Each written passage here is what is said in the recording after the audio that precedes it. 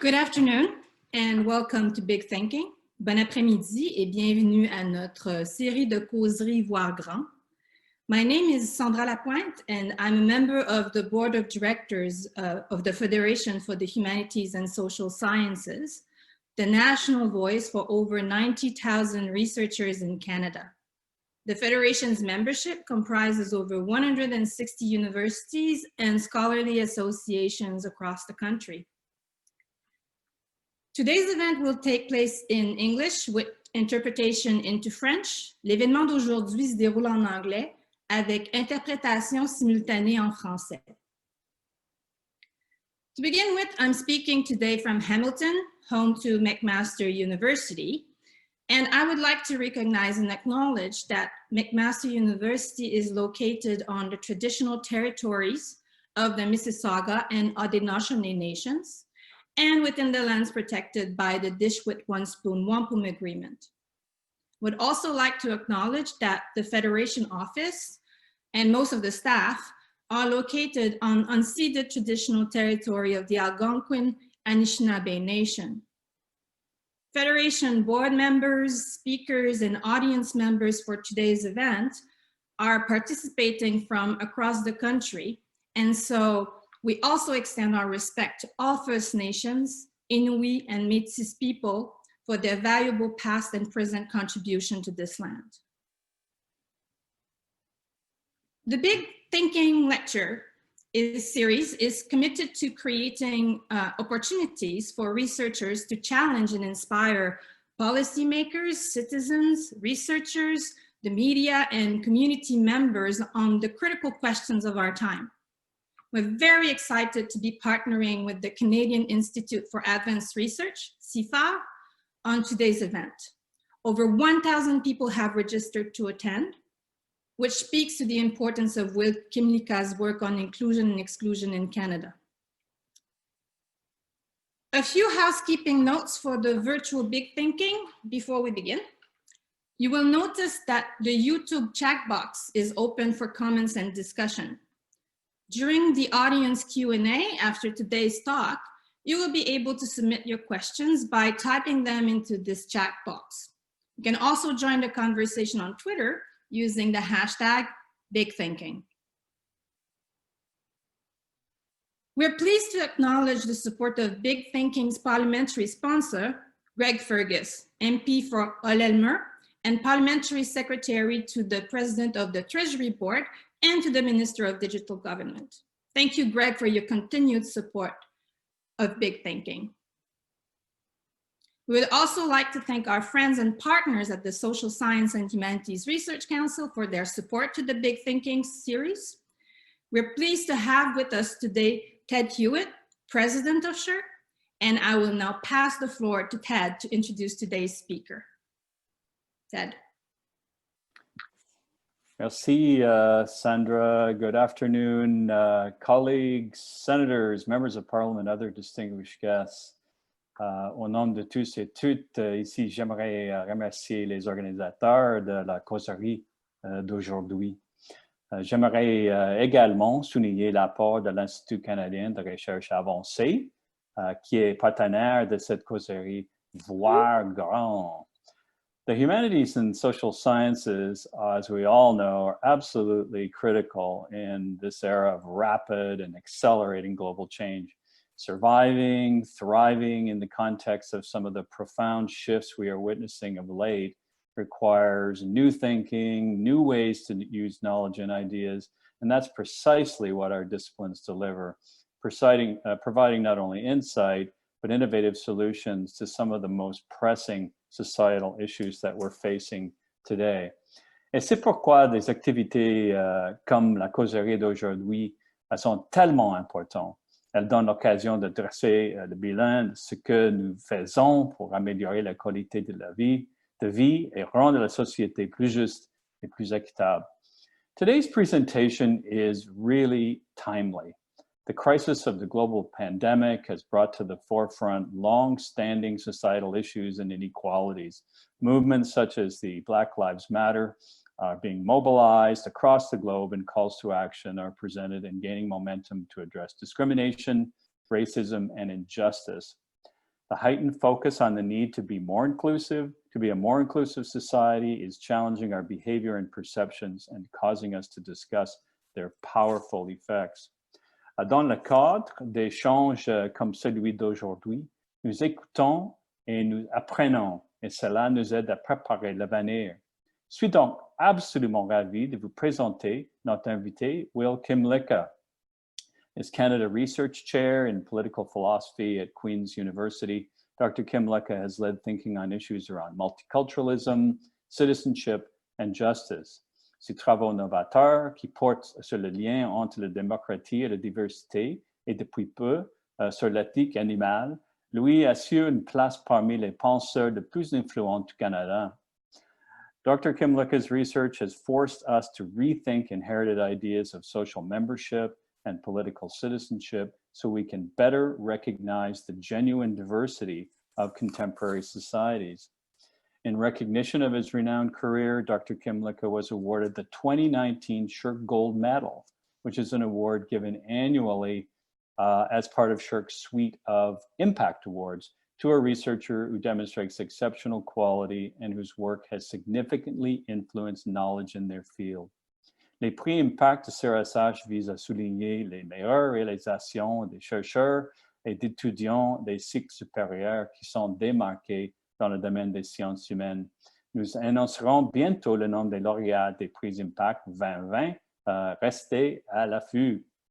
Will Kymlicka fait un point d'honneur de communiquer les résultats de ses recherches et la société canadienne s'en trouve considérablement enrichie. Sa contribution à la vie sociale, culturelle, économique et intellectuelle, ici même au Canada et ailleurs dans le monde, est inestimable. In his acceptance remarks at the Impact Award ceremony last November, Dr. Kymlicka stated that the gold medal was evidence that, over their long durée, political philosophy, at least here in Canada, does make a difference and is valued by the broader community. Je suis très hâte d'entendre M. Kymlicka parler du modèle canadien de diversité, des défis qu'il pose et des possibilités qu'il offre. Thank you again, and please join me in welcoming Dr. Will Kymlicka.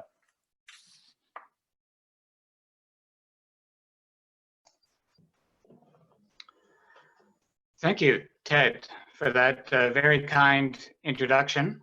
And thank you to the Federation for the invitation to be with you today. It's a real honor and a pleasure to be here, and particularly to be sharing the stage virtually with Yasmin Abu-Luban, whose work I greatly admire. So I've been working for several years on the question of the relationship between diversity and solidarity, and in particular trying to address the worry that there's a trade-off between diversity and solidarity. So many people think that if you live in a kind of ethnically and racially homogeneous society, like say Denmark or Sweden, that solidarity sort of comes naturally and that it's relatively easy to build a fairly robust welfare state. But that if you live in a society with greater racial or religious diversity, that it becomes harder to sustain solidarity and you tend to get weaker welfare states. So if this is true, that there's a kind of inherent trade-off between diversity and solidarity, then that's bad news for Canada, because we have always been a society with high levels of ethnic and racial diversity. And of course that grows every year as a result of immigration. So, it's important to find out if there really is this trade-off between diversity and solidarity. And I think we can all think about examples of societies where it does seem that diversity interferes with solidarity. And the example that many people point to is the United States, where we know that racial divisions have indeed made it harder to build a robust welfare state, primarily because many white people are not willing to support redistributive programs that they see as benefiting Blacks. But we don't know as much about whether this is a universal phenomenon. Is it always the case that diversity undermines solidarity? And this is actually a big area of social science research around the world. At last count, I think there's now over 1,000 studies that attempt to measure the relationship between levels of diversity and levels of solidarity. And I think the results are kind of good news, bad news. So the good news is that there's no inherent or inevitable correlation between diversity and solidarity, that there are countries out there that have high levels of high levels of diversity and growing levels of diversity that have nonetheless managed to sustain high levels of solidarity and robust welfare states. But the bad news is that in many countries, including in Canada, there's a tendency for members of the dominant group or the majority group to view members of minority groups as less deserving of the welfare state. And so research shows that in societies, if you ask about public opinion, it tends to show what's often called the deservingness ladder, that people think of some groups in society as particularly deserving. And so, for example, senior citizens tend to be at the top of the deservingness ladder. They're seen as deserving of the welfare state. And then there are other groups that are seen as less deserving. And the evidence suggests that in many countries, immigrants and racialized minorities are at the bottom of the deservingness ladder. So this has led to a lot of interest among social scientists about what is the basis for these judgments of deservingness. And so here's a quote from Marty Gillens, who's an American social scientist who actually helped to kind of establish this whole field. He said, "Politics is often viewed, by elites at least, as a process centered on the question, who gets what? For ordinary Americans, however, politics is more often about who deserves what, and the welfare state is no exception." So I think that's an important quote, and I think it's true not just about Americans, but about Canadians and about most citizens in most countries. Politics is often about who deserves what. And so these deservingness judgments kind of mediate the relationship between diversity and solidarity. If we want to understand when diversity drives down solidarity, we need to understand where these deservingness judgments come up and why it is that minority groups are often seen as less deserving. So the usual explanation for why minorities are at the bottom of the deservingness ladder, and this is Gillen's own answer based on his research in the United States, is basically racist stereotypes. So in the United States, we know that Blacks are often seen as lazy, as less hardworking, and therefore if they're poor, it's seen as their own fault because they just don't work hard enough. But as Gillens acknowledges, this stereotype of Blacks as lazy doesn't come out of nowhere. It's part of a larger package of stereotypes that includes the perception that Blacks are more impulsive, more aggressive, more prone to violence or criminality. And all of these stereotypes fit together because they're all forms of what's called dehumanization. They're all stereotypes that are associated with the idea that Blacks are somehow not fully human, which of course is rooted in the history of slavery in the United States. And so researchers have been interested in this question about how and why some groups are dehumanized through these kind of racist stereotypes. And so there's a lot of work being done lately on this idea of dehumanization. And the next slide is an example of a recent study on dehumanization. So I'm sure you're all familiar with this pictogram. It's called the Ascent of Man pictogram that shows human beings evolving out of animals. And what the researcher did, Katili, he asked respondents to just indicate where they think different groups fit in this progression towards humanity.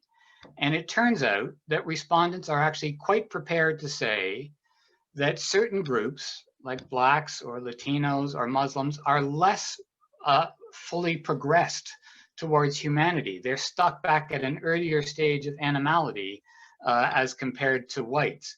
And this is true not just of the United States and not just in relation to Blacks. It's a pervasive problem. I mean, there's just growing evidence that in many countries, many groups are subject to various forms of blatant or implicit dehumanization. And this leads them to being seen as less deserving of the welfare state.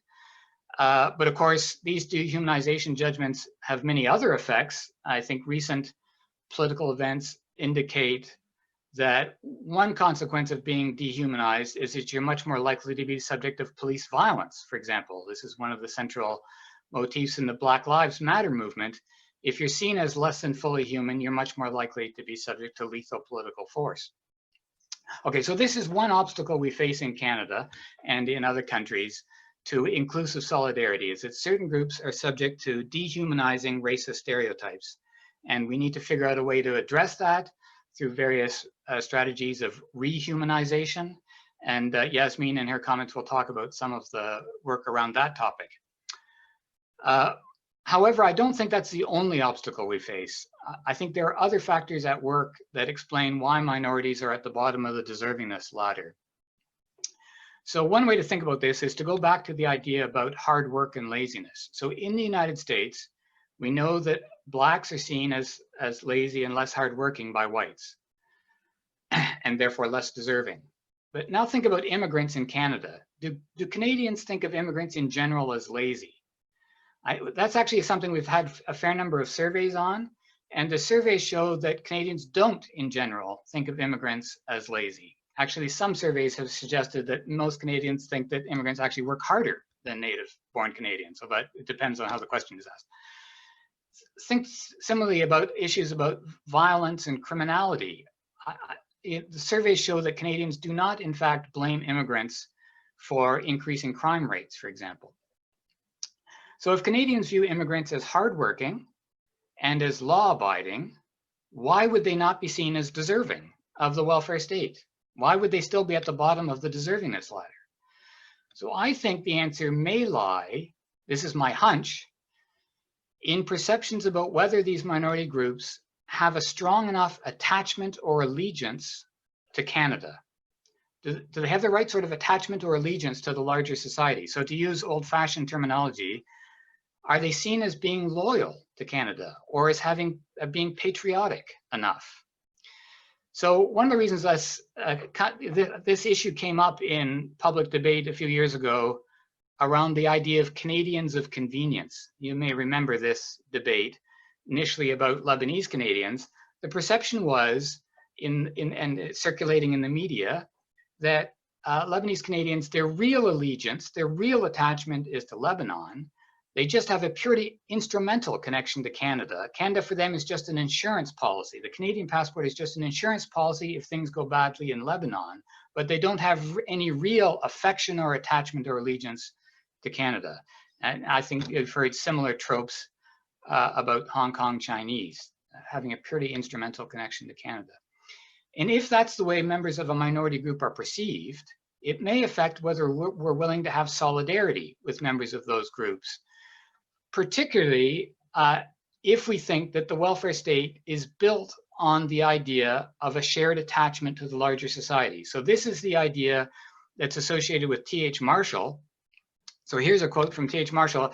Many of you know he's probably the most famous theorist of the welfare state. He was writing about the development of the British welfare state after World War II. And he said, this is a very famous quotation, "The welfare state depends on a direct sense of community membership based on loyalty to a civilization that is a common possession." There's actually a lot in that quote, and it'd be worth taking time to parse it. But the idea is quite simple, that I'm willing to make sacrifices for you if I think that both of us share a loyalty to the larger society, which we view as a common possession. So my horizontal solidarity with you depends on the perception that we both have this loyalty to society, to the larger society, as a common possession. Now, if it's true that members of the majority view certain minorities as not having this loyalty, as not really caring about the larger society, it might undermine people's willingness to make sacrifices for those minorities, even if they are indeed hardworking and law-abiding. So that's my hunch, and I went to go look for evidence about whether this is true or not, whether T.H. Marshall is right, that this is the basis for the welfare state. And remarkably, it's never been tested. No one has actually directly tested whether my willingness to make sacrifices for you through the welfare state depends on the perception that you also share a loyalty to the larger society. So together with a couple of colleagues, and particularly Alison Harrell at UQuam and Keith Banting at Queen's, we ran a survey, we've now run it twice, a random sample of Canadians asking about their deservingness judgments. And we asked both, if you like, the kind of traditional questions about things like hard work, laziness, whether poverty is people's fault. But we also asked a battery of questions that tried to get at this question about whether people are seen as being committed to the larger society. So we came up with this battery of 8 questions. I won't go through all 8 of them, but just as an example, look at cares. It's a very simple question, but it turns out to be very powerful. How much do you think immigrants, for example, how much do you think immigrants care about the concerns and needs of other Canadians? Or sacrifice. How willing do you think immigrants are to make sacrifices for other Canadians? So each of these questions was intended to tap a different dimension of whether members of the dominant group think that minorities are committed to and care about the larger society. So, and we asked this about 3 different minority groups: immigrants, Indigenous peoples, and Francophone Quebecers, because we thought each of these 3 groups might be seen as being less attached to Canada, and that this might affect our willingness to make sacrifices for them through the welfare state. Okay, so what are the results? The next slide shows people's answers to the questions about the traditional questions about hard work and laziness and fault and responsibility. And in order to read these graphs, the main point is the center line. So the center line means that respondents don't distinguish the deservingness of majorities and minorities. They don't think minorities are more deserving or less deserving if it's on the center line. If the dots are to the right, it means that respondents think that minorities are more deserving. So to the right of center line is pro-minority. If the dots are to the left, it means that minorities are seen as less deserving. So it's anti-minority. So if you look at these, we see some evidence for these racist stereotypes, particularly with respect to Aboriginal peoples on the hardworking question. So the clearest example of a dot to the left of the center line is that Aboriginal peoples are seen as less hardworking. Okay, so that's just totally familiar racist stereotypes about lazy Indians, and sadly that stereotype persists in Canadian public opinion, as we all know. But what's striking to me about this graph is that most of the dots are to the right, which shows that Canadian respondents acknowledge that members of these minority groups, first of all, are genuinely in need, so they are worse off. We recognize that they're genuinely in need, and it's not their fault. Canadians don't blame members of these minority groups for being genuinely in need. And one reason why it's not seen as responsible for their disadvantage is because it's recognized that they are subject to greater discrimination. It's quite significant levels of recognition that members of these minority groups face discrimination. So in general, most of these answers suggest that members of the majority group view minorities as more deserving. They're more genuinely in need, and it's not their fault. They're not responsible for being in need. So why are they still at the bottom of the deservingness ladder? The answer, I think, is because of these perceptions of membership. So this is a kind of busy graph, but recall again, the key thing is whether you're to the right or left of the center line. And what this shows is that on every single question, they had 8 different ways of asking about whether members of minority groups are committed to Canada. On every single dimension, they're seen as less committed to Canada. All of the dots are to the left of the center line, and that's true for all 3 minorities: immigrants, Indigenous peoples, and French-speaking Quebecers. So that's a pretty striking, consistent result, that these minorities are seen as less committed to Canada. They care less about Canadians, they're seen as less willing to make sacrifices, and so on. Now, you might be wondering whether this really affects solidarity. So the T.H. Marshall claim, does this affect our willingness to make sacrifices for others? So then the next graph shows the impact of these membership perceptions on support for redistribution. And we measured this in 2 ways. So the first is what we're calling inclusive redistribution, which means whether respondents think that minorities should have access to general welfare state programs like our public health care or public pensions or unemployment insurance, so general welfare state programs. And what this graph shows is that the more that respondents view members of minorities as committed to Canada, the more they support including those groups in general redistributive policies. We also asked about targeted redistribution. So here we asked about whether people were willing to support spending public funds on needs that are distinctive to these three groups rather than the general programs. So for example, are respondents willing to spend public funding to advance reconciliation with Indigenous peoples, or willing to spend public funds on bilingualism for French-speaking Quebecers, or willing to spend public funds on accommodation of immigrant groups? And again, what this shows is the more the respondents viewed members of these minority groups as committed to Canada, the more willing they are to support targeted redistribution. And you may be wondering how big these effects are. So this is going to be my final graph. This shows the relative significance of these different factors in shaping people's deservingness judgments. And what this shows is that the biggest single predictor of people's willingness to make sacrifices, engage in redistribution towards others is membership perceptions. I mean, what this graph shows is basically Canadians care about two things in deciding support for redistribution. Are people genuinely in need? Are they less well off? And we've seen that Canadians recognize that minorities are indeed genuinely in need. But secondly, do people have a sense of commitment to Canada? And if they are seen as lacking that commitment, they're seen as undeserving. And that's what drives minorities down to the bottom of the deservingness ladder. Okay, so just to wrap up, if this evidence shows it holds up, and we have replicated it once, but we want to do more work, it suggests we have two genuinely different problems in Canada in terms of inclusive redistribution, in terms of inclusive solidarity. One is racist stereotypes, dehumanizing racist stereotypes, and the other is these perceptions of commitment to Canada. I think they're both serious obstacles to inclusive solidarity, and we need to work on both. I don't have a magic solution to either of them. Yasmin's going to talk a bit about how to think about rehumanization. Let me just conclude with a quick word about how we might think about addressing these membership deficits or membership penalties, as we call them. I would say that in Canada for the past 50 years, our main strategy for dealing with these issues about perceptions of membership is through multiculturalism.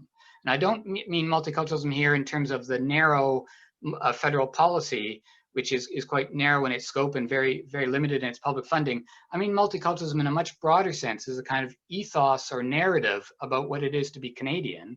And according to multiculturalism as an ethos, there are many different ways to be Canadian. Multiculturalism says there are many different ways to belong, many different ways to contribute, many different ways to participate. And so that an immigrant who participates in a Greek Orthodox church, that's one way of being Canadian.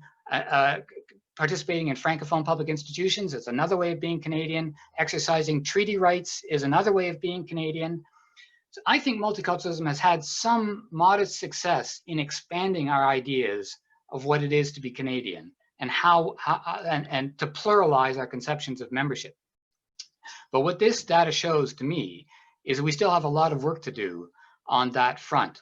And so what I'm hoping is that this research might actually help us tailor a more effective multiculturalism policy, a kind of multiculturalism 2.0 that would more directly address these membership deficits. Okay, thank you. Thank you very much. I look forward to your questions and comments. Thank you, Will, for this thought-provoking presentation. You know, it's one of my regrets as a French-speaking philosophy undergrad student at the University of Ottawa in the early 90s to have never taken a class with you. But I would now like to invite Dr. Yasmin Aboulaban to say a few words in response. Yasmin is based at the University of Alberta, where she holds the Canada Research Chair in the Politics of Citizenship and Human Rights. She's a fellow of the CIFAR program Boundaries, Membership, and Belonging. She's a political scientist working on ethnic and gender politics, nationalism, globalization and the process of racialization, immigration policies and politics, surveillance and border control, and multiculturalism and anti-racism. Yasmin, over to you. Merci pour cette présentation. Je suis ravie d'être parmi vous pour cette importante conférence virtuelle. So greetings from Alberta and Treaty 6 territory, where I'm really hoping that I'll have stable internet. So it's an honor to serve as a respondent to the powerful presentation just given by Will Kymlicka, because he really is a big thinker. It's not an exaggeration to say that his work provides a contemporary model par excellence of the foundational aspirations of the humanities and social sciences in Canada. So a few years ago, I served as the president of the Canadian Political Science Association, which is one of the oldest member associations of the Federation for the Humanities and Social Sciences. And way back over a century ago, in 1912, when the Canadian Political Science Association was founded, the vision was that we in Canada should and needed to know and to understand ourselves and issues in our own context. And also we needed to contribute to the world's store of ideas and understanding. And the relevance of this vision was grasped at the highest levels of the civil service and elected office in Canada. And in fact, the Right Honorable Robert Borden, the Prime Minister, supported and attended the first meetings of the Canadian Political Science Association in 1913. And at that meeting, he argued that scholarly work was critical to uncovering and addressing the challenges of the day. So these foundational beginnings really helped to place the contribution of Will Kymlicka. There's no doubt that Will's many books and articles have allowed Canadians and Canadian scholars to better understand the policies and practices that have reflected on diversity in this country. As well, his oeuvre has advanced the world's collective knowledge of issues relating to democracy, citizenship, and social policy in diverse societies, and provided guideposts for thinking about governance in peaceful and inclusive societies. Not least, as we can see from his very informative talk today, he is identifying for all of us major challenges that we face in Canada now. So what we learned from Will today is that these challenges take two forms. The first is that some groups may be seen as less deserving or loyal Canadians than others, which effectively places them outside of membership as full citizens. And the second is the persistence of racist and dehumanizing stereotypes directed at minorities, which leave them outside the circle of full humanity and really beg the question of how you might have rehumanization. So what I want to do in the time that I have is raise three considerations that may begin to inform understanding of rehumanization. The first concerns how dehumanization is expressed in everyday forms. The second relates to the place of anti-racism in both multiculturalism and dehumanization. And the third relates to identifying what an agenda of rehumanization might look like. So first on expressions of dehumanization. So really dehumanization in a nutshell can be understood as a process which creates an asymmetry between people who are cast as having human qualities and those who are seen to be lacking in them. Now, of course, not all instances of dehumanization involve racial or ethnic groups. So poor bashing and the dehumanization of the homeless might be examples. But many graphic instances involve groups defined by race, ethnicity, and citizenship. So to take one well-known example, historically, proponents of the transatlantic slave trade used pseudoscientific theories of race to proclaim the supposed inferiority of Blacks and Africans and directly question their humanness. Similar processes also played out in relation to settler colonialism and with Indigenous peoples who were variously classified as almost human or subhuman. And labels like savage or barbaric or uncivilized, when applied to groups, do certain work. Now today, the way dehumanization is expressed can sometimes be more subtle. So people don't typically say, oh, this group is not human at all, as they did in days of yore, but there is still identifiable language. And so, for example, it has been pointed out by many immigration scholars that many media depictions of refugees and immigrants more generally have made use of zoological images. So for example, refugees are seen to come in swarms, or sometimes they involve botanical images. So there's discussion of communities of immigrants that are mushrooming, or water images. So refugees are presented as flooding in. Refugees are also presented as having high birth rates and lacking culture similar to animals. And additionally, in the post 9/11 environment, refugees have been subjected to discourses which construct them as a threat by stereotyping them as bogus or as carriers of disease or as terrorists. So dehumanization matters because such discourses are central to drawing boundaries between in-groups and out-groups and can lead to discrimination. At the extreme, such actions can result in atrocities and the perpetration of violence. So while dehumanization has been studied by social scientists, very limited attention across disciplines has been paid to the important question of how dehumanization can be reduced, or put differently, how can there be rehumanization? So let me turn to thinking about anti-racism as one important avenue into countering dehumanization. And I have to say, I share Will's sense that there's likely a very symbiotic relationship between pluralistic forms of citizenship and rehumanization. We know multiculturalism has evolved as a way of expressing Canadian citizenship, but racialized minorities also used Canada's multiculturalism policy as a means to pursue anti-racism. So when it comes to multiculturalism policy, however, how much money is put in, as well as how much emphasis is placed on anti-racism, has really varied depending on the government of the day. So the policy emphasis on anti-racism has been quite variable. Certainly right now, I think there is a tremendous appetite amongst Canadians to better understand racism and anti-racism. The evident hunger of Canadians to deal with racism may be seen in how many people broke out of COVID-19 quarantine to support various Black Lives Matter demonstrations held across Canada in the wake of George Floyd's murder by Minneapolis police. We're also living in a moment where numerous business organizations and civil society groups have committed to combating racism, and there are new discussions in print and social media, as well as educational institutions, about what it means to be anti-racist.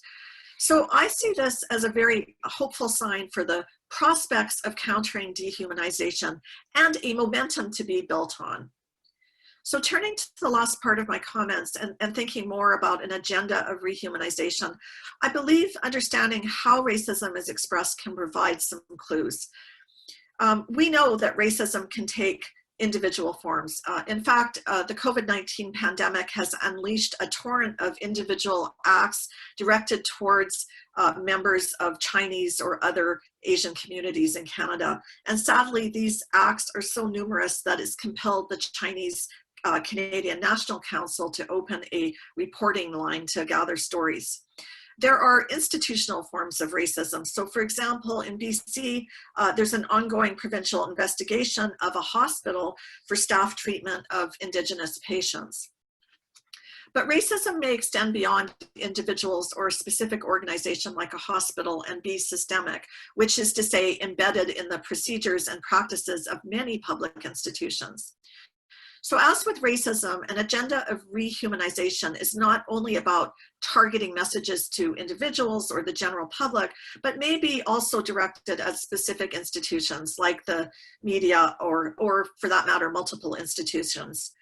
Just as systemic racism is not something that can be eradicated overnight, there's no doubt that the roots of dehumanization may run deep, and it will not be fixed in one shot, but rather requires time. There may be setbacks as well as advances. Not least, an agenda of rehumanization needs to involve allies of the dehumanized, but also consider the agency of those that are impacted by dehumanization, who may have their own way of expressing their humanity. So last February at the University of Alberta, I co-organized a workshop dealing with the rehumanization of refugees that involves stakeholders, including refugees to Canada. And it was notable that for refugees, being able to tell their own stories and express aspects of their culture, whether in music or in poetry, was integral both to their sense of belonging in Canada and their reclaiming of humanness. And so to conclude, there seems to be a synergistic relationship between multicultural membership in Canada and rehumanization. And this is exciting because it would suggest that Canada's multiculturalism policy and ethos can be even more creatively built upon to support rehumanization. Thank you.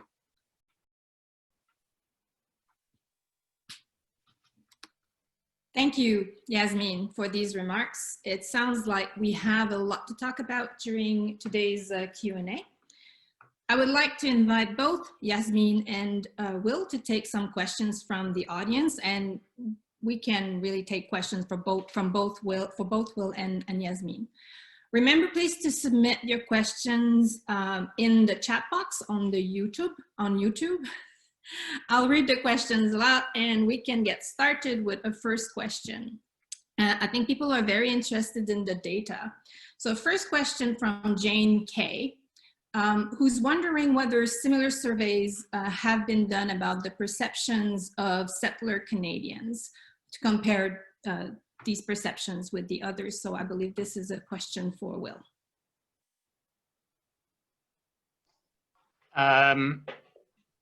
So I'm not sure so the survey was a random sample of Canadians, and depending on what we were interested in, sometimes we looked at all of the answers, and sometimes we just looked at the answers from those who were members of the dominant group, which we took to be as native-born English-speaking Canadians, who were then asked about their perceptions of minorities. But in all of these cases, the questions were framed in comparative terms. So it would be something like, you know, compared with other Canadians, do you think immigrants are more or less, you know, care more or less willing to make sacrifices and so on. So we end up with these different scores. So the goal was to assess whether respondents saw differences, whether they perceived differences in levels of commitment between minorities and other Canadians as the kind of default position. So I mean, I'm not sure if that answers the question. We didn't ask specifically about perceptions of settler Canadians. It would have been an interesting exercise in a survey whether that term would have been, how different respondents would have understood that term. And my sense is that at least at the moment in Canada, that term is not likely to have a shared meaning across different respondents.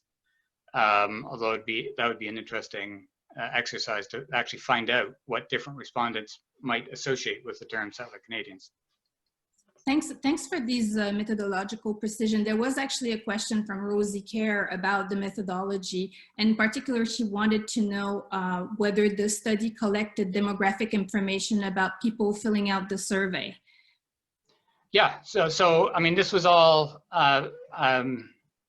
done according to what I take. I mean, I'm a philosopher, so it's my colleagues, Keith and Allison, who are responsible for the more methodological side of the survey. But I mean, I believe that the survey met the standard expectations about being demographically representative in terms of income levels, gender, educational levels, regional distribution, age distribution, and so on. And so I'm reasonably, and as I say, we reran this survey with a completely different sample, also randomly chosen and had very similar results. So I'm reasonably confident that this captures Canadian public opinion, and it's not just a fluke of a one-off survey. Yeah. Maybe the question, and this would be my question, was more along the line of, could you see differences in the responses depending on the demographics? But that's not what the question asked. I'm going to go to another question from Lorraine O'Donnell, who wants to know how this might apply to Quebec's minority English speakers as viewed by Quebec's majority Francophone population with regards to membership in Quebec rather than in Canada. So I guess that's a little bit speculative, but nonetheless, I'd be interested too. No, it would be fantastic to do that. So I'm actually very interested in this. Quebec is, I think, the clearest example. Many Quebecers think of Quebec as its own social union, as having its own social compact, and that if Marshall is right, that solidarity depends on this perception of loyalty to a kind of common societal project, that many Quebecers think of Quebec as a societal project. And so we would expect this dynamic to replicate itself at the provincial level. And it may well be that Anglophones, for example, or Indigenous peoples in Quebec are seen as less committed to Quebec's social project. Yeah, we did not ask that question in this survey, but that would absolutely be part of the logic of the experiment. Thanks. A question from Sahir Deji. Could we start to change the script and understand an understanding of diversity versus solidarity by focusing on what you have previously written about, which is rooted cosmopolitan. Could you say it for me?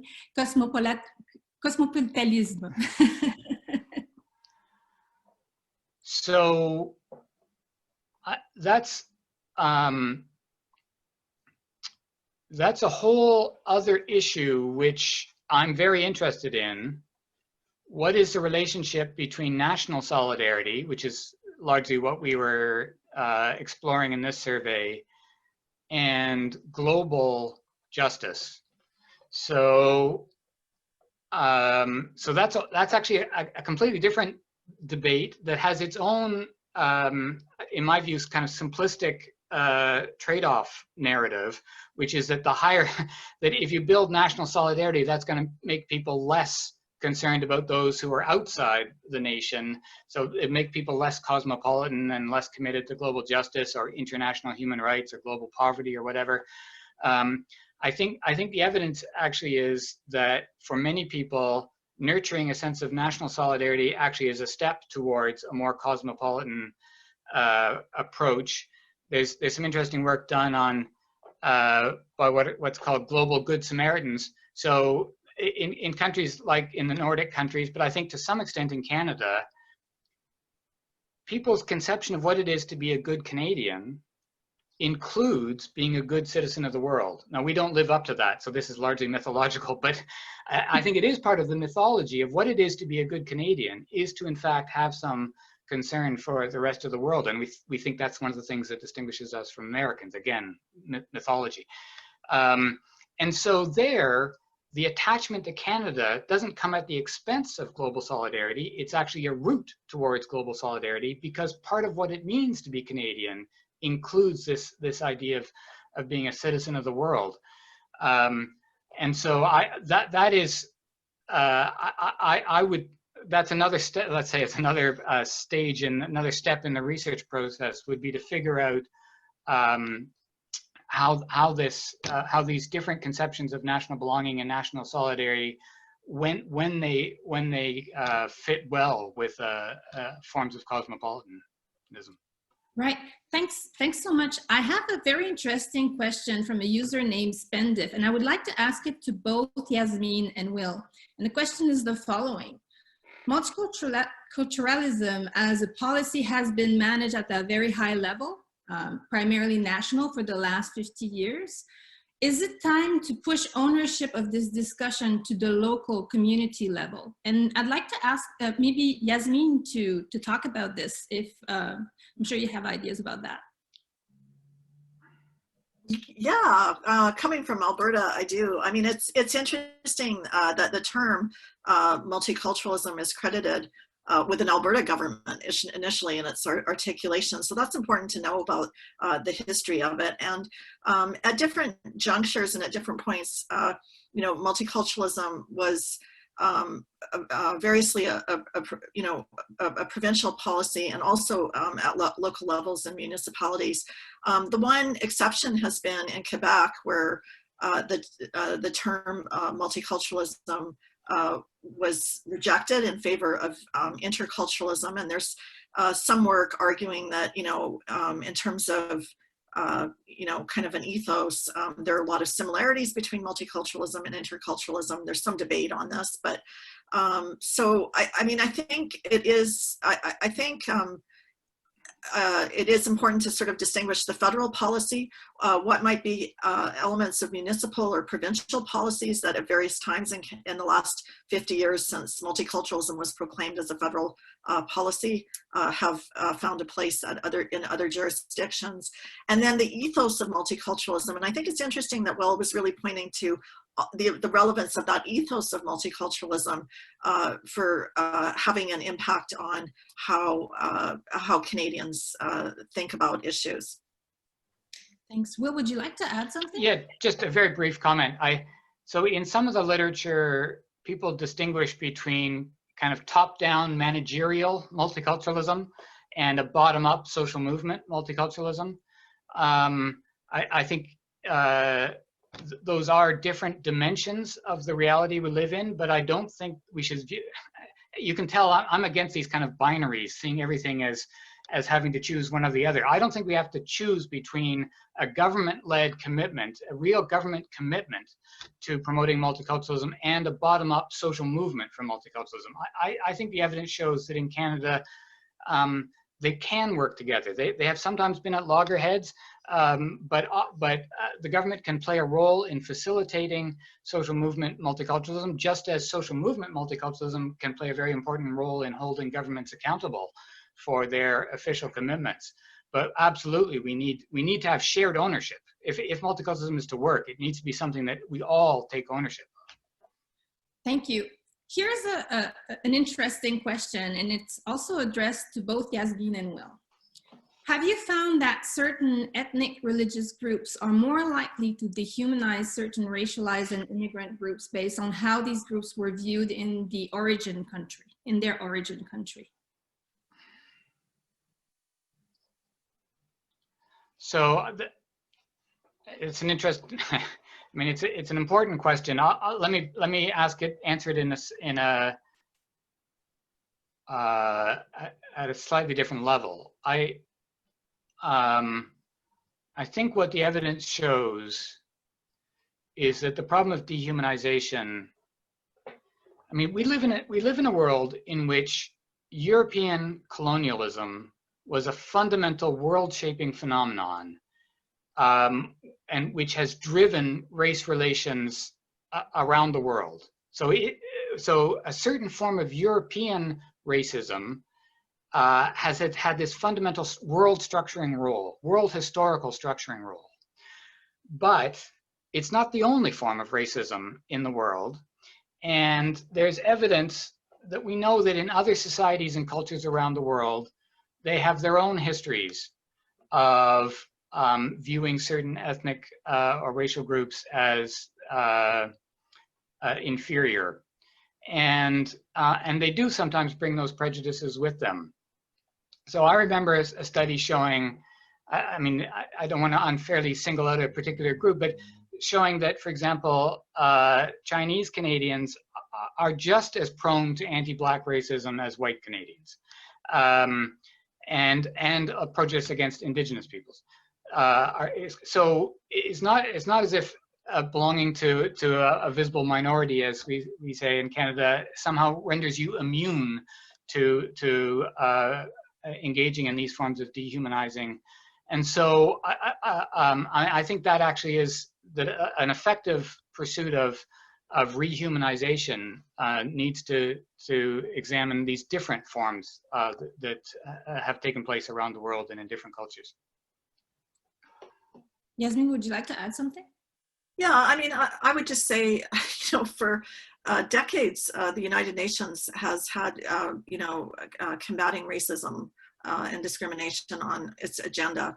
And that is in itself is a reflection that, this is not an issue that's confined to one society, but an issue that plays out in many different places and with different histories. It alerts us to the fact that we need to look at different forms of racism. So, Will was highlighting anti-Black racism, and we can talk about anti-Indigenous racism. We can, there's different forms of racism to just be aware of. And I think it's, certainly relevant in this moment when we're having more discussions of racism and anti-racism on the agenda, that it also, kind of takes place at an individual level, and people look at what their own ideas are and have discussions to, kind of unpack those ideas. So I think that's one of, again, the hopeful signs of this moment. The other thing I'd just add is that I kind of don't, there's a bit of construction in this question of, kind of like, there's these groups that come from outside and they bring in these ideas to Canada. We are living, look at us right now, we're on Zoom and on YouTube.